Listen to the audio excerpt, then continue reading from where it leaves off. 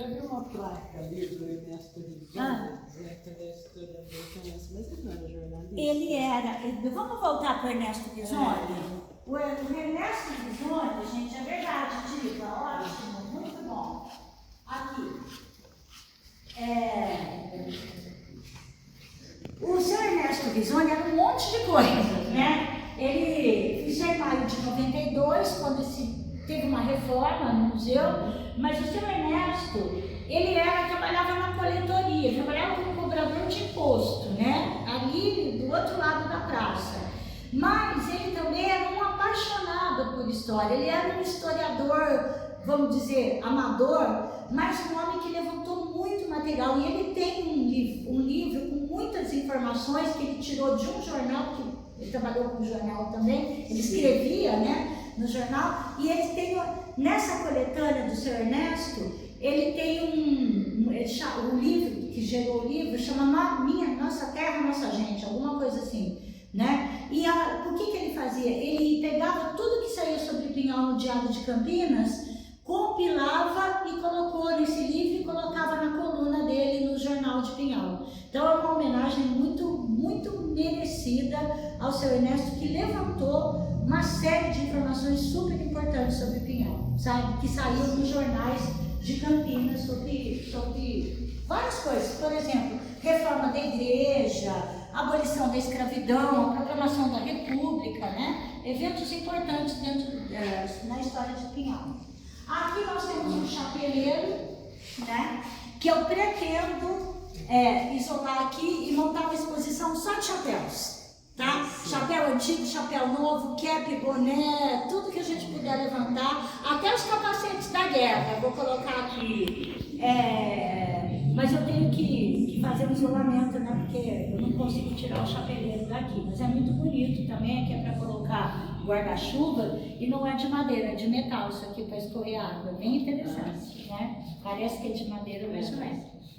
E os extintores de incêndio, viu, gente? Porque além disso, para gerir o museu, você tem que ter um AVCB do Corpo de Bombeiros, você tem que ter uma política de tombamento e preservação do acervo, seguro desse acervo, porque normalmente são objetos. Você tem que pensar nos mínimos detalhes para gerir o museu, tá? Esse extintor aqui, ele não é para ficar aqui, é que essa semana ele foi recarregado, aí o pessoal trouxe e deixou aqui, a gente vai colocar no lugar adequado, tá? E agora eu quero mostrar essa parte do museu. Vocês viram quanta coisa tem no museu, né?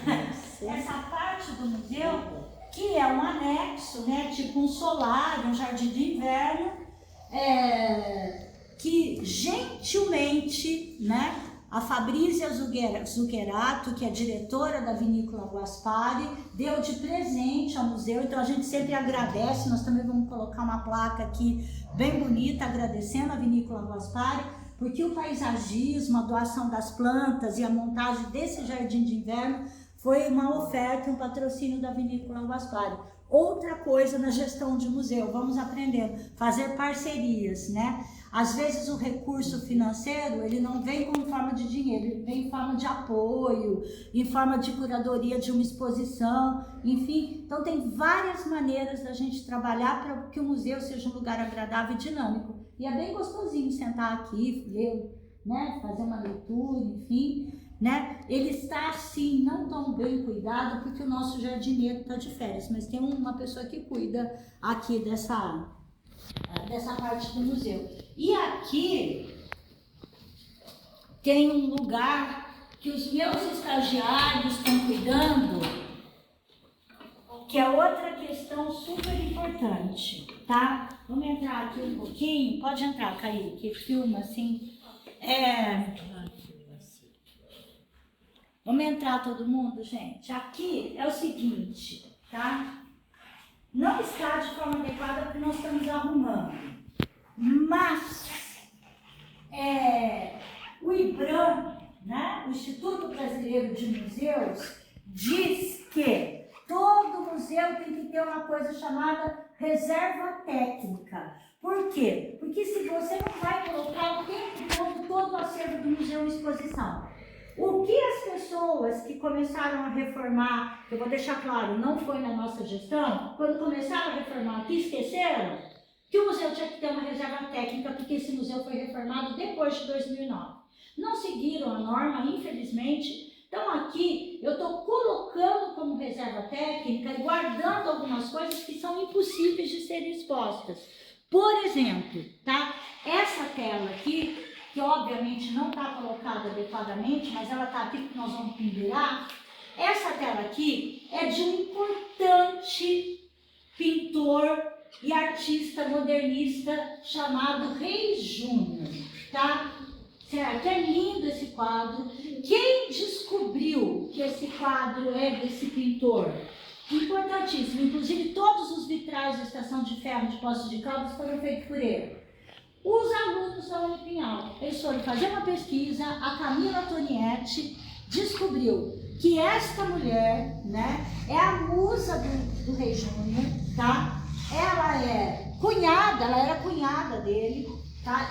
Existe uma casa da cultura dele lá em Uberlândia, tá? Existem teses sobre ele, a Camila fez essa pesquisa e descobriu uma tese de doutorado, se não me engano, sobre a obra dele, e descobriu que o nome dela é Teresa, era cunhada dele, tem várias telas, tá? Várias telas dela, né? Ele a representando lá na casa de cultura dele. E o que aconteceu? Nós não sabemos como essa tela veio parar aqui. Sabe por quê, gente? Outro cuidado que tem que ter, e isso é o trabalho de um historiador, de um museólogo e da equipe que gera o museu, catalogar e descobrir de onde veio o acervo, tá? E quando você tem um acervo, você tem que criar coleções. Essa pinacoteca aqui é diversa, mas ela é uma coleção do museu. Os documentos, a hemeroteca, é a coleção de jornais que faz parte do museu. O acervo de objetos são outras coleções.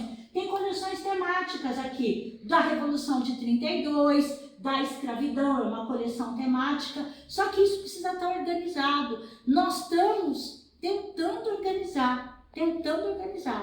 E vamos conseguir, com certeza, né? Então, devagarinho, os alunos estão levantando a história do acervo, nós estamos tentando organizar uma reserva técnica, precisava ter um ar-condicionado aqui, mais cortinas, tá fechado, esses objetos, né? Colocados adequadamente, mas devagar nós vamos conseguir isso. Com muito trabalho, muito esforço, né, e lutando para manter as coisas adequadamente. Esse projeto, aqui dentro, como não é a reserva técnica ideal, eu dei o nome do Museu que Ninguém Vê. E aí eu chamo os professores de história para vir aqui, para conhecer o Museu que Ninguém Vê, porque é um museu que o quadro está rasgado, o quadro precisa ser restaurado, o objeto precisa ser restaurado, conservado. E também é uma forma de mostrar para as pessoas todos os cuidados adequados que se deve ter com os objetos de um museu, tá? Isso é um esticador de couro, tá? É um esticador de couro. Tem muita coisa, vocês viram, né? Tem mais lá em cima. Vamos lá.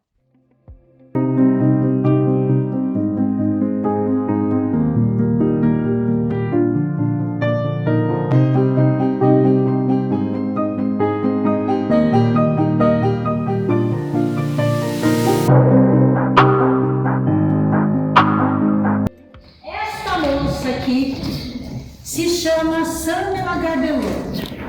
A Samela tem uma página no Instagram que se chama Memórias de Pinhal. Ela não é historiadora também, ela é uma apaixonada por história. Obviamente, eu vou falar assim, sem nenhuma modéstia, ela gosta muito de história porque ela foi minha aluna no ensino médio. Ela fala isso mesmo, Samela, então eu posso deixar público.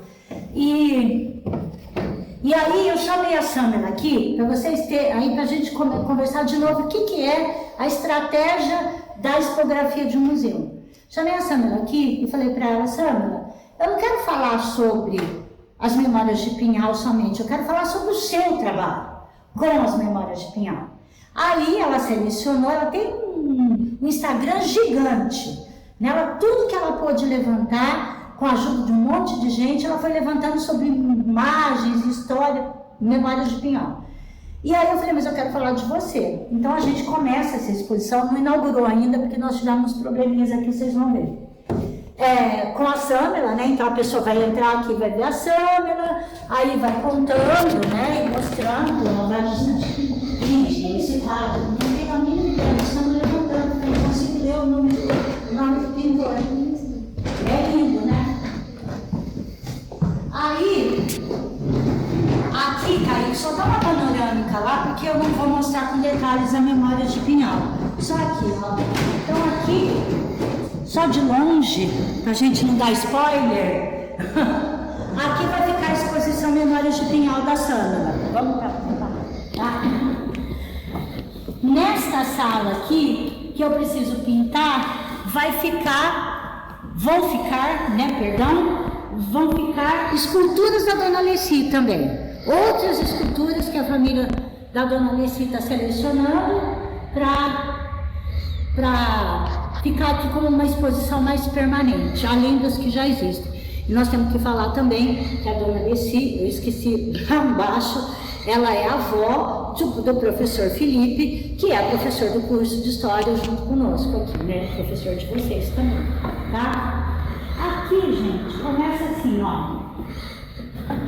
O que tem na entrada?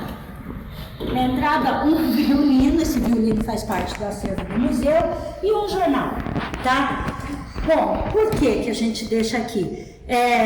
Todas as visitas são guiadas, tá? Então, assim, a pessoa entra nesse museu e ela nunca entra desacompanhada. Ela entra com um monitor, que é um estagiário, um educador, que são os alunos do curso de História que trabalham aqui. Então, a pessoa chega aqui, ela não chega desavisada, ela não vai chegar, por que está esse violino aqui, por que está, sempre vai ter uma explicação, e isso é fundamental, tá? Fundamental. Os museus, existem museus autoexplicativos e tal, sim, com tecnologia e tal, não é o nosso caso, tá? Nós somos um museu à moda antiga ainda, né? Menos tecnologia e mais ser humano dentro desse museu.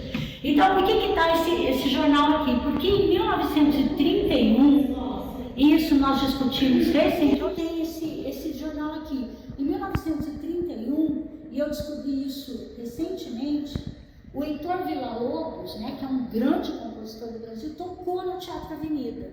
Então, em 1931, o Villa-Lobos pegou o piano de cauda dele, colocou num trem e andou pelo interior de São Paulo, em todas as cidades que tinham teatro e estação de trem. Como que eu descobri isso? Ninguém sabia, nem eu, nem ninguém. Como que eu descobri? Veio um cineasta aqui, que fez um documentário sobre essa excursão do Villa-Lobos, e veio conversar comigo. Aí, nós fomos trocando, nós filmamos no Teatro Avenida, eu falando, na época o diretor do departamento era o Luciano Belcório, o Luciano falando e tal. E aí,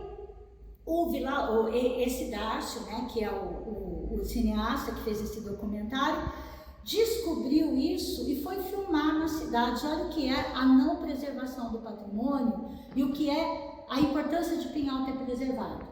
O Villa-Lobos andou em todo o interior de São Paulo. Sabe quantas cidades do interior de São Paulo têm os teatros e as estações preservadas?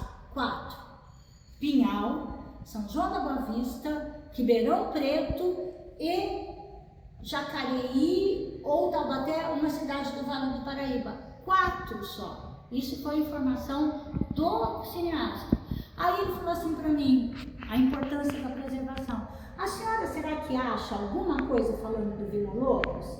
Eu falei, claro que sim, né? Quer dizer, claro que sim, não sabia que tinha, mas eu tenho a hemeroteca do museu toda preservada. Aí nós achamos um jornal, a Vitória e o João Guilherme me ajudaram, um jornal de 1931, tá? Que fala da visita do Villa-Lobos aqui em Pinhal, do Teatro Avenida e tal.